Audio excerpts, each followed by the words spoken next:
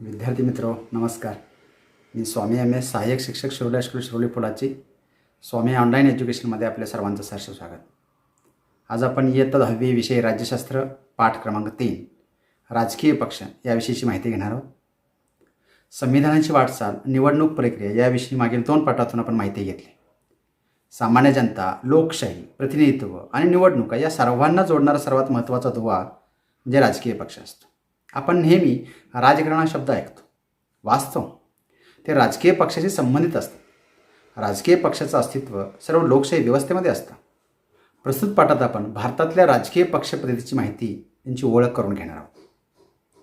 आपण ज्या समाजात राहता त्या समाजातील शाळा आणि परिसरातील तुम्ही अनेक मंडळे, गट, संस्था अथवा संघटना कोणतं तरी काम करताना पाहिले असेल. काही सार्वजनिक प्रश्न सोडवण्यासाठी एखादी संघटना पुढाकार घेते. यामध्ये पिण्याचा पाण्याचा प्रश्न असेल, रस्त्याचा प्रश्न असेल, वाढीव वीज बिलाचा प्रश्न असेल, महागाईचा प्रश्न, असे अनेक प्रश्न असतात ज्यामध्ये बहुसंख्य जनतेचे प्रश्न एकच असतात. आपण विविध चळवळीच्या आंदोलनाविषयी तुम्ही वाचले अथवा ऐकले असेल. यामध्ये मेधा पाटकरांचं नर्मदा बचाव आंदोलन असेल, पर्यावरणप्रेमींचं वृक्षतोड थांबावी यासाठीचं आंदोलन असेल, शेतकऱ्यांचं उसाला योग्य दर मिळावा यासाठीचं आंदोलन असेल. तुम्ही 9वी इयत्तेमध्ये असताना महागाई विरोधात मृणाल गोरे यांनी काढलेले लाटणे मोर्चा असेल, सुंदरलाल बहुगुणा, गौरादेवी यांचं चिपको आंदोलन, मद्यपान विरोधी आंदोलन याविषयी माहिती घेतली असेल. आजही अशा अनेक सार्वजनिक प्रश्नावर आंदोलन होत असतात. याचा अर्थ असा की समाजात ज्या प्रकारे गट, संस्था, चळवळी सक्रिय असतात त्याच प्रकारे राजकीय पक्षही निवडणुका लढवण्यात पुढाकार घेताना दिसतात. समाजातील अन्य संस्था, संघटना व राजकीय पक्ष यांच्यात फरक आहे. राजकीय पक्ष हे सुद्धा सामाजिक संघटनाच असतात, परंतु त्यांची उद्दिष्टे, कार्यपद्धती मात्र वेगळी असते. तेव्हा राजकीय पक्ष कशास म्हणतात असा प्रश्न येतो. राजकीय पक्षाची व्याख्या अशी करता येईल. 1. राजकीय सत्ता प्राप्त करण्यासाठी जेव्हा लोक एकत्र येऊन निवडणूक प्रक्रियेत सहभागी होतात तेव्हा त्या संघटनांना राजकीय पक्ष म्हणतात. 2. सनदशीर मार्गाने विशिष्ट ध्येयपूर्तीसाठी सत्ता प्राप्त करण्याचा प्रयत्न करणाऱ्या गटाला राजकीय पक्ष म्हणता येईल. किंवा 3. एखाद्या विशिष्ट ध्येय धोरणासाठी संघटित झालेला आणि घटनात्मक मार्गाने ते ध्येय धोरण सरकारचे ध्येय धोरण ठरवून प्रयत्न करणारा व त्यासाठी संघटनात्मक मार्गाने राजकीय सत्ता प्राप्त करण्यासाठी सतत झटणारा समूह म्हणजे राजकीय पक्ष. या राजकीय पक्षाची काही ठळक वैशिष्ट्ये आपण बघू. 1. सत्ता मिळवणं. राजकीय पक्षाचा हेतू केवळ निवडणुकीच्या माध्यमातून सत्ता मिळवणं हाच असतो. त्यामुळे सत्तेसाठी विविध राजकीय पक्ष परस्परांशी सतत स्पर्धा करत असतात. स्पर्धा विकासाच्या प्रगतीच्या दृष्टीने चांगली असते, परंतु यासाठी स्पर्धेचं स्वरूप मात्र अतिशय निकोप असावं लागतं. राजकीय पक्षाचं दुसरं वैशिष्ट्य म्हणजे विचारसरणीचा आधार. माझ्या गतिशील आहे. समाजाच्या बदलाबरोबरच त्याच्या समस्याही बदलतात. अशा समस्यांना उत्तर शोधण्यासाठी विचारसरणीची निर्मिती होते. जसं ग्रीक राज्यव्यवस्थेवर उपाय म्हणून प्लेटोने आदर्श राज्याची विचारसरणी मांडली, तर भांडवलशाहीच्या जुलमाला शह देण्यासाठी कार्ल मार्क्सने साम्यवादी विचारसरणी मांडली व जगाला नवा आकार देण्याचा प्रयत्न केला. आधुनिक राजकीय व्यवस्थेत विचारसरणी फार महत्त्वाची असते. राजकीय व्यवस्थेला आधार पुरवण्यासाठी विचारसरणीचा आश्रय घेतला जातो. या विचारसरणीवरच राजकीय व्यवस्थेला अधिमान्यता मिळते. इटलीतील फॅशिझम, जर्मनीतील नाझीवाद, रशियातील साम्यवाद, भारतातील गांधीवाद, समाजवाद, उदारमतवाद, धर्मनिरपेक्षतावाद इत्यादी ही विचारसरणी समाजाला एक निश्चित दिशा देण्याचं काम करते. प्रत्येक राजकीय पक्षाची विचारसरणी असते. तो पक्ष काही धोरणांचा, विचारांचा पुरस्कार करणार असतो. सार्वजनिक प्रश्नांबाबत पक्षाची एक विशिष्ट भूमिका असते. या सर्वांच्या समावेशातून पक्षाची विचारसरणी तयार होते. ही विचारसरणी ज्यांना योग्य वाटते ते लोक त्या त्या पक्षाला पाठिंबा देतात. पक्षाला मिळणारा हा पाठिंबाच त्या पक्षाचा जनाधार असतो. एखाद्या पक्षाची विचारसरणी जनतेला योग्य वाटते तोपर्यंत त्या पक्षाला जनाधार मिळतो. ही विचारसरणी कालबाह्य झाली तर जनता समाजाला योग्य असणाऱ्या नव्या विचारसरणीचा स्वीकार करतात. त्यामुळं कोणत्याही पक्षाची विचारसरणी ही कायमस्वरूपी असू शकत नाही. काळाप्रमाणे राजकीय पक्षांना आपली विचारसरणी बदलावी लागते. अनेक वेळा राजकीय व्यवस्था अस्थिर होईल असे अनेक प्रकार समाजात घडतात. त्यामुळे शासन व्यवस्थेमध्ये अराजकता निर्माण होते, वैचारिक कलह ऊत येतो. अशा वेळी शासन आणि समाजाला त्यातून सावरण्यासाठी आणि समाजाला एक निश्चित दिशा देण्यासाठी विचारसरणी महत्त्वाची भूमिका बजावते. आणि म्हणून राजकीय पक्षाचे विचारसरणीचा आधार घेताना आपल्याला दिसतात. तिसरं वैशिष्ट्य पक्ष कार्यक्रम. सर्वच राजकीय पक्ष आपली विचारसरणी प्रत्यक्षात आणण्यासाठी विचारसरणीवर आधारित कार्यक्रम निश्चित करतात. सत्ता मिळाली की या कार्यक्रमाची अंमलबजावणी केली जाते. सत्ता मिळाली नाही तर कार्यक्रमाच्या आधारे लोकांचा पाठिंबा मिळवण्याचा प्रयत्न राजकीय पक्ष करत असतात. चौथं वैशिष्ट्य सरकार स्थापन करणं. राजकीय पक्ष सरकार स्थापन करतात आणि देशाचा राज्यकारभार करतात. निवडणुकीमध्ये ज्या राजकीय पक्षाला बहुमत मिळतं तो पक्ष सरकार स्थापन करतो आणि ज्या पक्षाला बहुमत मिळालं नाही तो पक्ष विरोधी पक्ष म्हणून कार्य करतो. तुमच्या क्रमिक पाठ्यपुस्तकात महात्मा गांधी, विनोबा भावे आणि जयप्रकाश नारायण यांनी पक्षविरहित लोकशाहीची कल्पना मांडली. आधुनिक काळात अशी लोकशाही आणवायची असेल तर काय करावे लागेल यावर विचार करण्यास व लिहिण्यास सांगितले. आपण विचार करा. एखाद्या क्षेत्रात सरकारने चांगलं काम केलं नाही तर विरोधी पक्ष नेता म्हणून तुम्ही काय कराल? आपण या गोष्टींच्यावरती विचार करा. राजकीय पक्षाचं पाचवं वैशिष्ट्य की शासन आणि जनता यांच्यामध्ये ते दुवा म्हणून काम करतात. जनतेच्या विविध मागण्या राजकीय पक्ष पूर्ण करण्याचा प्रयत्न करतात. लोकांच्या फायद्यासाठी सरकार काय करीत आहे हे लोकांच्या नजरेत आणून देण्याचं कार्य राजकीय पक्ष पार पाडित असतात. जनतेच्या मागण्या आणि गाऱ्हाणी शासनापर्यंत पोहोचवण्याचं कार्य राजकीय पक्ष करतात. तर शासन राजकीय पक्षामार्फत आपल्या धोरणा किंवा कार्यक्रमांना पाठिंबा मिळवण्याचा प्रयत्न करते. एक प्रकारे राजकीय पक्ष शासन आणि जनता यांच्यातील दुवा म्हणून काम करतात. शासन, राजकीय पक्ष जनतेसाठी कोणतं काम करतात याविषयी वर्तमानपत्र, दूरदर्शन, न्यूज चॅनलवरून ज्या बातम्या दिल्या जातात त्यावरून आपल्याला हे लक्षात येईल. आता आपण राजकीय पक्षाची वैशिष्ट्ये अभ्यास. आता भारतातील पक्षपद्धतीचे बदलते स्वरूप समजावून घेऊया. भारतातील पक्षपद्धतीचे स्वरूप समजावून घेण्यापूर्वी आपण पक्षपद्धतीविषयी माहिती घेऊ. पक्षपद्धतीचे एक पक्षपद्धती, द्विपक्षपद्धती, बहुपक्षपद्धती असे प्रकार पाडता येते. एक पक्षपद्धती. एकाच राजकीय पक्षाच्या हाती सत्ता दीर्घकाळ असल्यास व इतर कोणतेच पक्ष राजकारणात प्रभावी नसल्यास त्या पक्षपद्धतीला एक प्रबळ पक्षपद्धती असं म्हणतात. भारतात बहुपक्षपद्धती आहे. तरी 1990पर्यंत 1977चा अपवाद वगळता स्वातंत्र्योत्तर काळामध्ये काँग्रेस हा एकमेव प्रबळ पक्ष होता. काही अपवाद वगळता केंद्र आणि राज्य पातळीवरती या पक्षाला बहुमत होतं. भारतातील राजकारणावरती या पक्षाची पकड होती. म्हणून या पक्षपद्धतीचं वर्णन एक प्रबळ पक्षपद्धती असं केलं जातं. 1977मध्ये एक पक्षपद्धतीला काँग्रेसेतर पक्षाने एकत्र येऊन आव्हान दिलं. 1989 नंतर लोकसभा निवडणुकीनंतर राजकारणामध्ये एकाच पक्षाचं वर्चस्व असणं ही बाब संपुष्टात आली. त्यानंतरच्या काळात अनेक पक्षांनी एकत्र येऊन आघाडीचं शासन स्थापन केलं. काँग्रेस व भारतीय जनता पक्ष या दोन्ही पक्षांनी आघाडी सरकार स्थापन करण्याचे प्रयोग केले आणि आघाडी शासनातून अस्थिरता निर्माण होते हा समज खोटा ठरवला. तुम्हाला क्रमिक पाठ्यपुस्तकामध्ये राष्ट्रीय लोकशाही आघाडी आणि संयुक्त पुरोगामी आघाडी याविषयीची माहिती घेण्यास सांगितले. राष्ट्रीय लोकशाही आघाडी म्हणजे नॅशनल डेमोक्रॅटिक अलायन्स, ज्याला आपण रालो असं म्हणतो. 1998 साली भारतीय जनता पक्ष व इतर 12 पक्षांनी एकत्र येऊन या रालोआची स्थापना केली. अटल बिहारी वाजपेयी, लालकृष्ण अडवाणी, बाळासाहेब ठाकरे इत्यादी वरिष्ठ नेते या रालोआचे संस्थापक होते.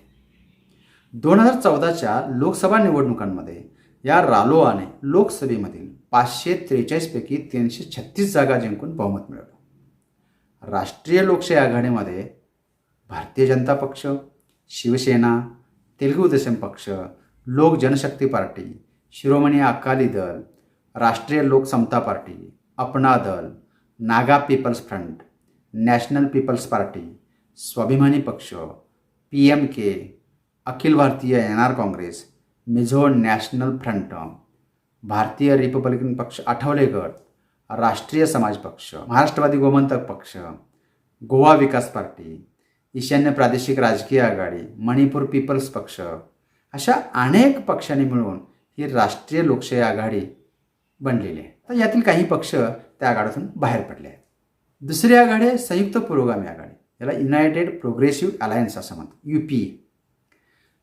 संयुक्त पुरोगामी आघाडीचं नेतृत्व भारतीय राष्ट्रीय काँग्रेसने केलं. या आघाडीमध्ये भारतीय राष्ट्रीय काँग्रेस, द्रविड मुन्नेत्र कळगम, राष्ट्रवादी काँग्रेस पार्टी, झारखंड मुक्ती मोर्चा, केरळ काँग्रेस, भारतीय मुस्लिम लीग, जम्मू आणि Kashmir Congress party, Sikkim democratic front, राष्ट्रीय लोकदल हे पक्ष यात सामील आहेत. 1990च्या दशकानंतर एक पक्ष पद्धतीत हळूहळू बदल होऊ लागला. सुरुवातीच्या काळात जनता दलानं आणि सद्यस्थितीमध्ये भारतीय जनता पक्षानं काँग्रेस पक्षासमोर आव्हान निर्माण केलं. 2014 आणि 2019च्या निवडणुकीत काँग्रेस पक्षाला खूप कमी जागावरती समाधान मानावं लागलं. अनेक राज्यात काँग्रेसचा झालेल्या पराभवामुळे एक प्रबळ पक्षपद्धती नष्ट झाली. एक पक्षपद्धती चीनमध्ये आपल्याला पाहायला मिळते, द्विपक्षपद्धती. राजकारणात दोन राजकीय पक्ष प्रभावी असतात आणि आलटून पालटून या दोन राजकीय पक्षांच्या हाती सत्ता जाते. या पक्षपद्धतीला द्विपक्षपद्धती असं म्हणतात. इंग्लंडमध्ये अशा प्रकारची पक्षपद्धती पाहायला मिळते. तिसरं आहे बहुपक्षपद्धती. राजकीय पक्षांच्या संख्येवरून पक्षपद्धतीचे प्रकार पडतात. फ्रान्स, इटली, जर्मनी, भारत यासारख्या देशात आपल्याला बहुपक्षपद्धती पाहायला मिळते. निवडणूक आयोगाच्या नोंदीनुसार सप्टेंबर 2016पर्यंत 7 राष्ट्रीय पक्ष आपल्या देशात आहेत आणि 48 राज्य पक्ष आणि 1706 हे नोंदणीकृत पक्ष आहेत. अनेक राजकीय पक्ष सत्तेच्या स्पर्धेत असतात आणि सर्वांचा कमी अधिक प्रमाणात राजकीय प्रभाव असतो. अशी पद्धती ही बहुपक्ष पद्धती म्हणून ओळखली जाते. 1990 नंतर 2014 आणि 2019चा अपवाद वगळता केंद्रातील सरकार प्रादेशिक पक्ष व इतर राजकीय पक्षांच्या पाठिंब्यावरती आधारलेले होते. त्यामुळं बहुपक्ष पद्धती भारतीय राजकारणाचे एक प्रमुख वैशिष्ट्य मानलं जातं. आता आपण भारतातील राष्ट्रीय पक्ष आणि प्रादेशिक पक्ष यांच्या मान्यतेचे निकष पाहू. भारतातील राष्ट्रीय पक्ष व प्रादेशिक पक्ष यांची माहिती घेण्यापूर्वी प्रादेशिक पक्ष आणि राष्ट्रीय पक्ष यांना निवडणूक आयोगानं कोणते निकष सांगितले ते बघू. राष्ट्रीय पक्ष. भारतामध्ये निवडणूक आयोगाकडून राजकीय पक्षांना मान्यता देण्यात येते. ज्या राजकीय पक्षाला निवडणूक आयोगाने संपूर्ण भारतात मान्यता दिली असून त्यांचे देशभर एकच निवडणूक चिन्ह असतं, तो पक्ष राष्ट्रीय पक्ष असतो. राष्ट्रीय पक्ष म्हणून मान्यता मिळवण्यासाठी काही निकष पूर्ण करावे लागतात. त्यातले एक, लोकसभा किंवा राज्याच्या विधानसभांच्या सार्वत्रिक निवडणुकीत कोणत्याही 4 किंवा जास्त राज्यांमध्ये एकूण वैध मतांपैकी किमान 6% मते राजकीय पक्षाने मिळवली पाहिजे. आणि याशिवाय कोणत्याही एका राज्यातून किंवा अनेक राज्यातून लोकसभेच्या जागांपैकी कमीत कमी 4 जागा किंवा लोकसभेच्या जागांच्या किमान 2% जागा जिंकलेल्या असल्या पाहिजे. भारतात एकूण 7 राष्ट्रीय पक्ष आहेत. प्रादेशिक पक्ष विशिष्ट प्रदेशाच्या वेगळेपणाचा अभिमान बाळगणारे आणि त्याचा विकास व्हावा म्हणून सत्तेच्या स्पर्धेत उतरणाऱ्या राजकीय गटांना प्रादेशिक पक्ष म्हणतात. त्या प्रदेशापुरता प्रभाव असला तरी राष्ट्रीय राजकारणावरती आपली छाप पाडतात. निवडणूक आयोगाने भारतातील घटक राज्यांसाठी मान्यता दिली असून त्यांचे त्या घटक राज्यापुरते एकच निवडणूक चिन्ह असते. प्रादेशिक पक्ष म्हणून मान्यता मिळवण्यासाठी काही निकष पूर्ण करावे लागतात. त्यामध्ये लोकसभा किंवा राज्याच्या विधानसभांच्या सार्वत्रिक निवडणुकीत किमान 6% मते राजकीय पक्षाने मिळवलेली असावीत आणि किमान 2 सदस्य विधानसभेवर निवडून येणे आवश्यक असतं किंवा विधानसभेच्या एकूण सदस्य संख्येच्या किमान 3% जागा किंवा किमान 3 जागा प्राप्त करणं आवश्यक असतं. आता भारतातील राष्ट्रीय पक्षांची आपण माहिती घेऊ. 1. भारतीय राष्ट्रीय काँग्रेस. भारतीय राष्ट्रीय काँग्रेस भारतातील सर्वाधिक जुना व प्रभावशाली एक राष्ट्रीय राजकीय पक्ष आहे. स्थापना 28 डिसेंबर 1885 मध्ये झाली. Sir Allan Octavian Hume, Dadabhai Naoroji आणि दिनशा वांछा यांनी स्थापन केली. मुंबईच्या तेजपाल संस्कृत पाठशाळेत संपूर्ण देशभरातील एक 72 प्रतिनिधी एकत्र येऊन 28 डिसेंबर 1885 रोजी इंडियन नॅशनल काँग्रेस म्हणजेच राष्ट्रीय सभेची स्थापना करण्यात आली. काँग्रेस पक्षाने भारतीय स्वातंत्र्य लढ्यामध्ये आणि स्वातंत्र्यानंतर देखील देशाच्या राजकारणामध्ये महत्त्वपूर्ण भूमिका बजावलेली आहे. विचारसरणीच्या आधारे संपूर्ण देशाच्या विकासाचा आराखडा काँग्रेस सरकारने तयार केला. भारतीय राष्ट्रीय काँग्रेसच्या घटनेनुसार सार्वभौमत्वाविषयी आदर बाळगून एक संसदीय लोकशाही असलेलं समाजवादी धर्मनिरपेक्ष राष्ट्र निर्माण करणं, तसंच राजकीय, आर्थिक आणि सामाजिक हक्कात समानता व जागतिक शांततेचं उद्दिष्ट आहे. अशा भारतीय नागरिकांचे आणि भारतीय प्रशासनाची शांततापूर्व आणि घटनात्मक मार्गाने प्रगती व कल्याण करणं, दुर्बल व अल्पसंख्याक घटकांसाठी समान हक्क, व्यापक समाज कल्याण हे या पक्षाचं धोरण आहे. भारतीय राष्ट्रीय काँग्रेसच्या निवडणूक चिन्हात वेळोवेळी बदल झालेला दिसतो. चरखा, गाय वासरू, बैलजोडी, सध्या हाताचा पंजा हे या पक्षाचं चिन्ह आहे. दुसरा पक्ष भारतीय कम्युनिस्ट पक्ष. भारतीय कम्युनिस्ट पक्ष हा भारतातील एक राजकीय पक्ष आहे. भारतीय कम्युनिस्ट पक्षाला उजवा आणि रशियावादी कम्युनिस्ट पक्ष असं म्हटलं जातं. चीनच्या आक्रमणाला विरोध करणाऱ्या गटानं रशियावादी गटाने भारतीय कम्युनिस्ट पक्षाची स्थापना 1925 साली कॉम्रेड डांगे उर्फ श्रीपाद अमृत डांगे यांनी केली. अन्य पक्षांच्या तुलनेत हा पक्ष वेगळा आहे. या पक्षाचे विचार पूर्णपणे मार्क्सवादी आहेत. कार्ल मार्क्सने प्रतिपादन केलेल्या साम्यवादी अर्थव्यवस्थेचा या पक्षावरती प्रभाव आहे. भारतात काँग्रेस पक्षानंतरचा हा सर्वात जुना पक्ष आहे. या पक्षाने अनेकदा काँग्रेस पक्षाला पाठिंबा दिलेला आहे. औद्योगिक क्षेत्रातील मक्ते मोडीत काढणं, सार्वजनिक उद्योग क्षेत्रात गुंतवणूक वाढवणं, राष्ट्रीयकरण, कामगारांना किमान वेतनाची हमी देणं, जागतिकीकरणास, खाजगीकरणास, भांडवलशाहीस व उदारीकरणास विरोध ही या पक्षाची धोरणे आहेत. मजूर, कष्टकरी वर्ग व कामगारांच्या हितासाठी हा पक्ष कार्य करतो. केरळ आणि पश्चिम बंगालमध्ये या पक्षाचा प्रभाव आहे. विळा व ओंबी हे या पक्षाचं चिन्ह आहे. 3. भारतीय जनता पक्ष. भारतीय जनता पक्ष हा भारतातील एक राष्ट्रीय राजकीय पक्ष आहे. 1951 साली श्यामाप्रसाद मुखर्जी यांनी भारतीय जनसंघाची स्थापना केली. भारतातील हिंदूंचं हित जपणं हे जनसंघाचे उद्दिष्ट होते. स्थापनेनंतर जम्मू आणि काश्मीर भारतामध्ये संपूर्ण सामावून घेतला जावा अशी आग्रही भूमिका जनसंघाने घेतली. दीनदयाल उपाध्याय व त्यानंतर अटल बिहारी वाजपेयी व लालकृष्ण अडवाणी या तरुण नेत्यांनी जनसंघाची सूत्रे हातात घेतली. 1952 सालच्या पहिल्या लोकसभा निवडणुकांमध्ये जनसंघाला केवळ 3 जागावर विजय मिळाला. 1967 सालच्या देशव्यापी विधानसभा निवडणुकांमध्ये जनसंघाने अनेक लहान प्रादेशिक पक्षांसोबत युती केली व मध्य प्रदेश, बिहार, उत्तर प्रदेश राज्यांमध्ये सरकारी स्थापन केली. 1970 साली आणीबाणी उठल्यानंतर जनसंघानं भारतीय लोकदल, सोशलिस्ट पार्टी इत्यादी पक्षांसोबत एकत्र येऊन जनता पक्षाची स्थापना केली. जयप्रकाश नारायण, मोरारजी देसाई इत्यादी नेते जनता पक्षाचे सदस्य होते. 1977 सालच्या लोकसभा निवडणुकांमध्ये जनता पक्षाला प्रचंड बहुमत मिळालं व मोरारजी देसाई पंतप्रधान तर अटल बिहारी वाजपेयी परराष्ट्रमंत्री बनले. परंतु अंतर्गत कलहामुळे जनता पार्टी सरकार 1980 साली कोसळलं व जनता पार्टीचं विघटन झालं. जनता पार्टीच्या विघटनानंतर 1980 मध्ये भारतीय जनता पार्टीची स्थापना झाली व अटल बिहारी वाजपेयी पक्षाचे पहिले अध्यक्ष बनले. पक्षाच्या घटनेनुसार समान नागरी कायद्याची निर्मिती करणं, काश्मीरला स्वतंत्र दर्जा, विशेष अधिकार व स्वायत्तता देणाऱ्या घटनेतील 370 कलम रद्द करणं, भारताला आर्थिक व लष्करीदृष्ट्या शक्तिशाली बनवणं, भारतीय संस्कृती, परंपरा व प्रथा याविषयी आदरभाव दाखवणं व त्यांच्या संरक्षणासाठी प्रयत्न करणं, राम जन्मभूमीचा प्रश्न सोडवणं ही या पक्षाची काही ध्येयधोरण आहे. राष्ट्रवाद, राष्ट्रीय एकात्मता, लोकशाही, गांधीजींनी सुचवलेला समाजवाद, सकारात्मक सेक्युलरिझम अर्थात सर्वधर्मसमभाव आणि मूल्याधिष्ठित राजकारण करण्यासाठी कटिबद्ध आहे. 2014 सालापासून संसदेच्या लोकसभा सभागृहामध्ये भाजपचे बहुमत असून 2019 लोकसभा निवडणुकीत भारतीय जनता पक्ष सत्तेवरती आहे. कमळ हे या पक्षाचं चिन्ह आहे. 4. भारतीय कम्युनिस्ट पक्ष मार्क्सवादी. 1965 साली वैचारिक मतभेदामुळे भारतीय कम्युनिस्ट पक्षात फूट पडली. त्यावर्षी भारतीय कम्युनिस्ट पक्ष आणि भारतीय कम्युनिस्ट पक्ष मार्क्सवादी अशी 2 अधिवेशनं भरली आणि भारतीय कम्युनिस्ट पक्ष मार्क्सवादी वेगळा झाला.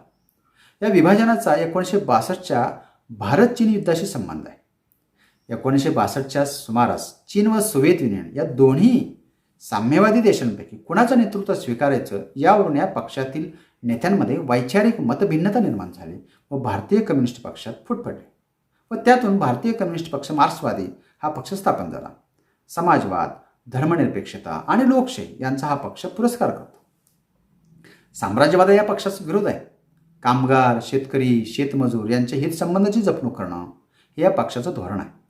या पक्षाचा केरळ व पश्चिम बंगाल या राज्यात प्रभाव असून हा पक्ष भारत सरकारमध्ये काँग्रेस पक्षाच्या सत्ताकाळात संयुक्त पुरोगामी आघाडीचा सदस्य होता.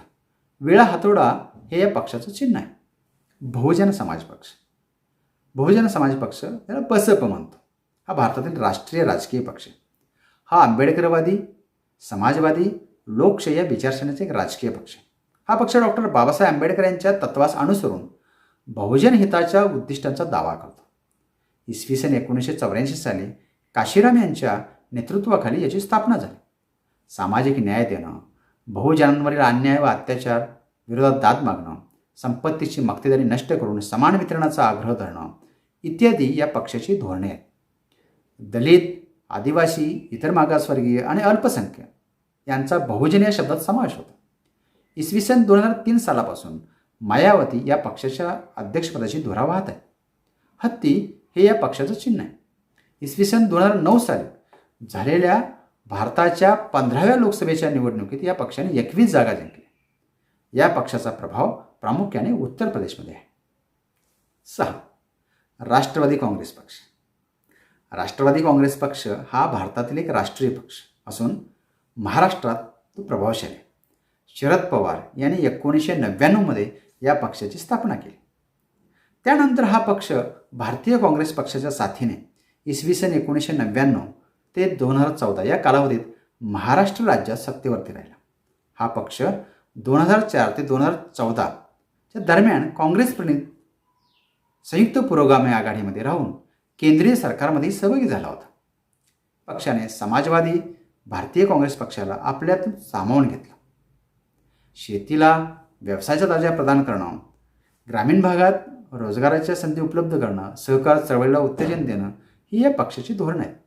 लोकशाही, समता, धर्मनिरपेक्षता या मूल्यांवर पक्षाचा विश्वास आहे. घड्याळ हे या पक्षाचं अधिकृत निवडणूक चिन्ह आहे. तृणमूल काँग्रेस. अखिल भारतीय तृणमूल काँग्रेस हा भारतातील एक राष्ट्रीय राजकीय पक्ष. 2 सप्टेंबर 2016 रोजी तृणमूल काँग्रेस पक्षाला राष्ट्रीय पक्षाचा दर्जा मिळाला. काँग्रेसच्या नेतृत्वाशी झालेल्या ममता बॅनर्जी यांच्या मतभेदातून यांनी 1 जानेवारी 1998 रोजी या पक्षाची स्थापना केली. हा पक्ष मुख्यत्वे पश्चिम बंगालमध्ये राजकीयदृष्ट्या क्रियाशील आहे. मार्क्सवादी पक्षाला हरवून हा पक्ष पश्चिम बंगालमध्ये सत्ताधारी बनलेला आहे. 2011 व 2016 विधानसभा निवडणुकीत बहुमत त्यानं मिळवलं.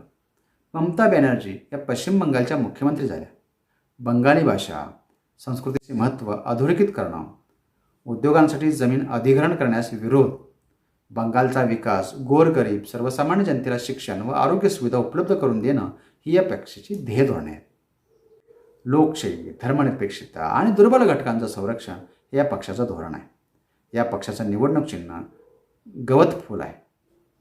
तुम्हाला माहीत आहे का, बहुजन समाज पक्ष, आसाम गण परिषद, सिक्कीम संग्राम परिषद या सर्वच पक्षांचं चिन्ह हत्ती आहे.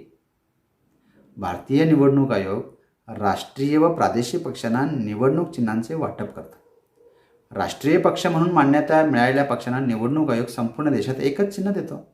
परंतु 1984 साली काशीराम यांनी बहुजन समाज पक्षाची स्थापना करून त्याची राष्ट्रीय पक्ष म्हणून नोंदणी केली आणि हत्ती हे चिन्ह मिळवलं.